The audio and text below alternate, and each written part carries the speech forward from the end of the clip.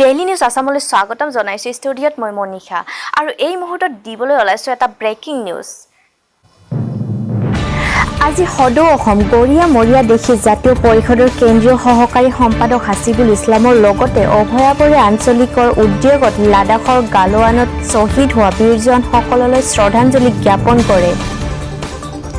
লগতে সামৰিকভাৱে চীনক পৰাস্ত কৰা আৰু অৰ্থনৈতিকভাৱে চীনা সামগ্ৰী বৰ্জন কৰি সৈনিকসকলৰ লগত একেলগে থকাৰ কথা উল্লেখ কৰে।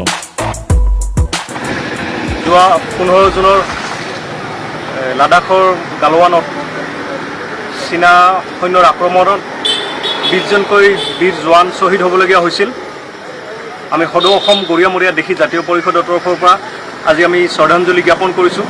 আমি সন্মানীয় প্ৰধানমন্ত্ৰী ডাঙৰীয়াক এটা কথাই ক'ম, শ্বহীদৰ বলিদান যাতে ব্যৰ্থ নাযায়। লগতে আমি ভাৰতীয় সৈন্যসকলক আমি অভিনন্দন জ্ঞাপন কৰিছোঁ আৰু আমি ক'ব খুজিছোঁ যে আমি সদায় আমি ভাৰতবাসী তেওঁলোকৰ লগত আছোঁ। তেওঁলোকে যেনেকৈ সামৰিক দিশত যুদ্ধ কৰিব, আমিও তেওঁলোকৰ পিছত থাকি চীনা সামগ্ৰী বৰ্জন কৰি আমি উচিত প্ৰত্যুত্তৰ দিম। আৰু লগতে গালোৱানত যিসকল বীৰ জোৱান আহত হৈছিলে আমি তেওঁলোকৰ সুস্বাস্থ্য কামনা কৰিছোঁ।